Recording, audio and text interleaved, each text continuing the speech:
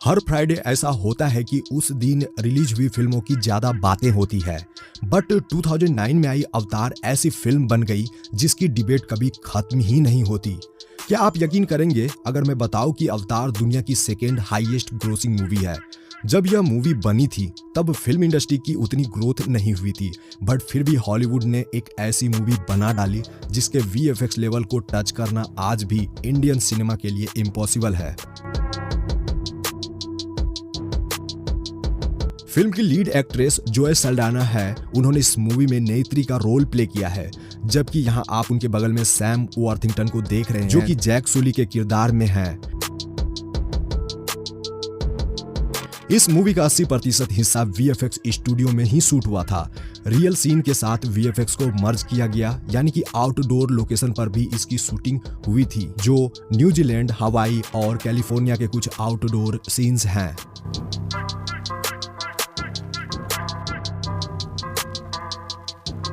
इस जगह पर नेत्री को एक फॉरेस्ट में पत्ते से पानी पीते हुए देख रहे हो।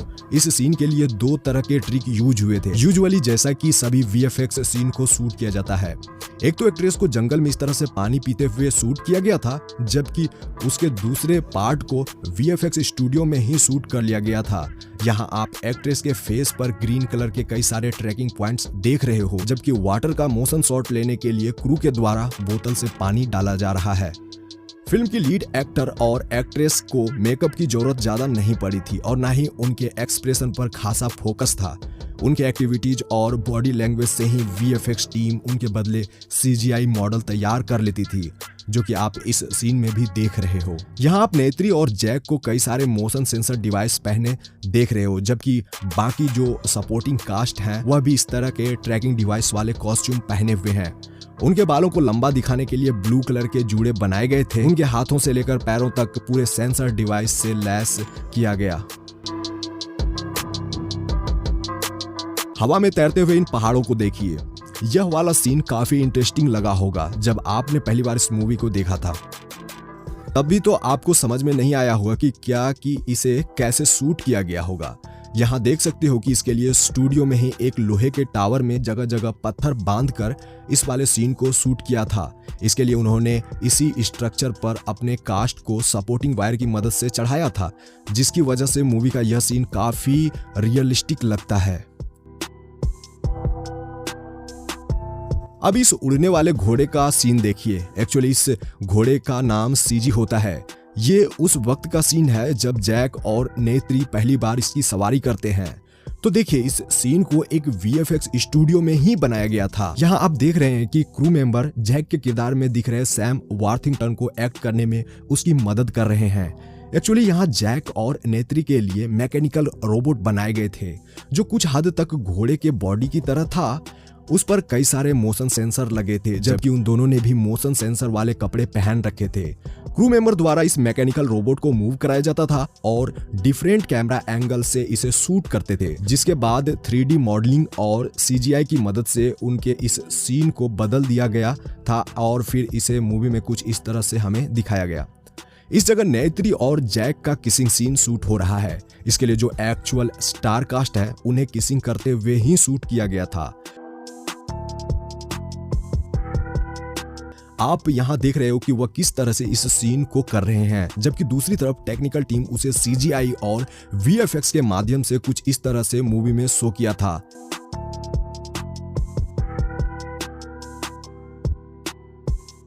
जब आपने पहली बार इस मूवी को देखा था तो आपको लगा होगा कि आर्टिस्ट किसी खास तरह का मेकअप यानी प्रोस्थेटिक मेकअप करके रोल प्ले कर रहा है, जबकि पूरा का पूरा कमाल तो यहाँ VFX टेक्नोलॉजी का है। इस मूवी की स्टोरी एक रहस्यमय जंगल के इर्द गिर्द है, जिसके लिए डायरेक्टर जेम्स कैमरून ने अपने स्टार कास्ट को शूटिंग से कुछ महीने पहले ही जंगल में समय बिताने के लिए कहा था। वहां उन्हें साधारण तौर तरीके से रहना पड़ता था। वह उनकी तरह कपड़े पहनते जैसा कि आदिवासी रहते हैं। आप उनके उस टाइम वाले एक्सपीरियंस को यहाँ देख सकते हो। तोरुक मोक्टो वाला ये घोड़ा जो कि इस मूवी को और भी इंटरेस्टिंग बना देता है, जिसका जिक्र अवतार 2 में भी बार बार हुआ है। पहले तो इसकी सवारी करने से सब डरते थे, लेकिन जैक ने किसी तरह से उसे कंट्रोल किया था। यहाँ उसी समय का सीन है जब उस रेड कलर के घोड़े की सवारी करते हुए जैक कबीले में आता है, तो वहां लोगों का एक्सप्रेशन कुछ इस तरह से था। आप देख सकते हो कि इस पूरे पार्ट की शूटिंग भी इसी VFX स्टूडियो में हुई थी।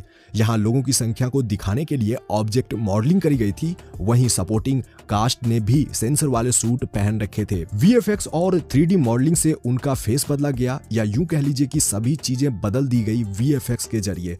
उसके बाद ही यह फाइनल आउटपुट आपको मूवी में देखने को मिला था।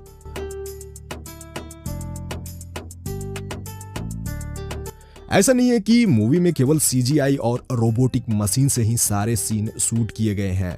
इस जगह जब साइलो नामक घोड़े की सवारी करते हुए उन्हें दिखाया जाता है, तो इसके लिए एक्चुअल में एक घोड़ा लिया गया था। वह घोड़ा ट्रेंड था, उसके शरीर पर कई सारे ट्रैकिंग डॉट भी फिक्स करे गए थे और फिर उसके बाद उसे CGI वाले घोड़े में तब्दील किया गया था। यहाँ उस समय का सीन है जब जैक उस घोड़े की सवारी करता है और फिर वह आगे जाकर गिर जाता है। यहाँ पर सैम वॉर्थिंगटन को सच में इस सीन के लिए जमीन पर गिरना पड़ा था। यहाँ पर इसकी शूटिंग होते हुए आप देख सकते हो।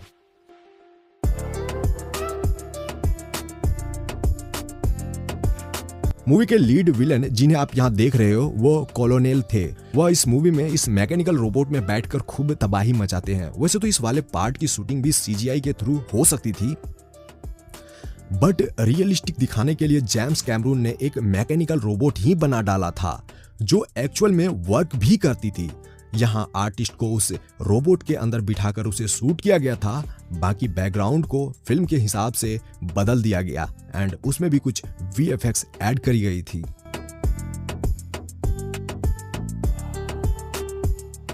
पिंडोरा के जंगल में जैक के आने का यह वाला सीन देखिए।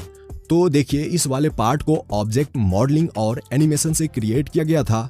हेलीकॉप्टर को उड़ते हुए दिखाने के लिए उसके चारों तरफ ग्रीन बैकग्राउंड बनाया गया था, जबकि अंदर से इस सीन को मोशन बैकग्राउंड में दिखाने के लिए बैकग्राउंड को VFX से रिमूव कर दिया गया था। बाकी टीम को दिखाने के लिए और उनका क्लोजअप शॉट लेने के लिए एक ट्रॉली जैसे लोहे के फ्रेम पर उन्हें बिठाया गया एंड प्लेन से नीचे देखते हुए और बाकी एक्सप्रेशन को दिखाने के लिए उन्हें आराम से इस स्टूडियो में शूट कर लिया गया था। जैक जब पहली बार इस जंगल में आता है तो वह यहाँ पर अनोखे पेड़ पौधों को देखकर आश्चर्यचकित हो जाता है। यहाँ वह फूल को छूता है तब वह गायब हो जाता है। इसकी शूटिंग के लिए स्टिक में ट्रैकिंग पॉइंट्स वाले सेंसर लगाकर उसे सैम वॉर्थिंगटन से इस तरह टच कराया गया था। जैसे ही वह इसे टच करता था, सेंसर वाले इस स्टिक को क्रू मेंबर पीछे की तरफ खींच लेते थे। इस तरह से इस वाले सीन को कंप्लीट कर लिया गया।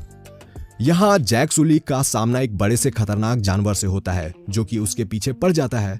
यहाँ डायरेक्टर ने किसी भी प्रकार के मैकेनिकल रोबोट को नहीं लिया था, वह 3D मॉडलिंग और CGI के थ्रू ही पूरा क्रिएचर क्रिएट कर लिए थे, जबकि एक्टिविटीज को दिखाने के लिए उसे स्टिक और गद्दों में लगे सेंसर्स की मदद से एक्शन कराया गया था।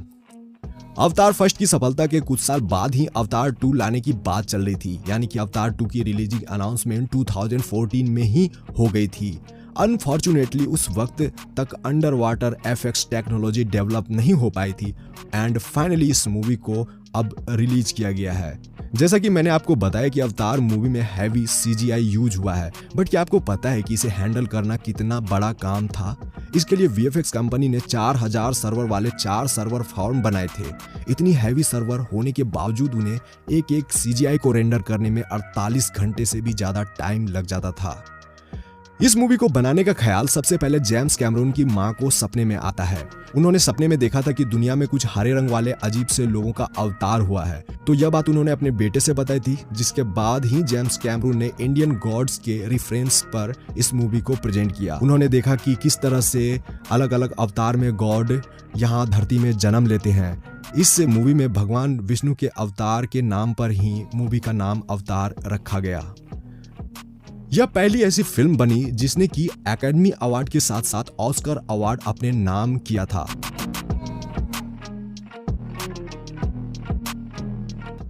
तो है गाइज, अब आप हमें बताइए कि क्या आपने अवतार 2 देख लिया है? क्या आप अवतार 1 और अवतार 2 के VFX को कंपेयर कर सकते हैं? नीचे कमेंट कीजिए। Thanks for watching.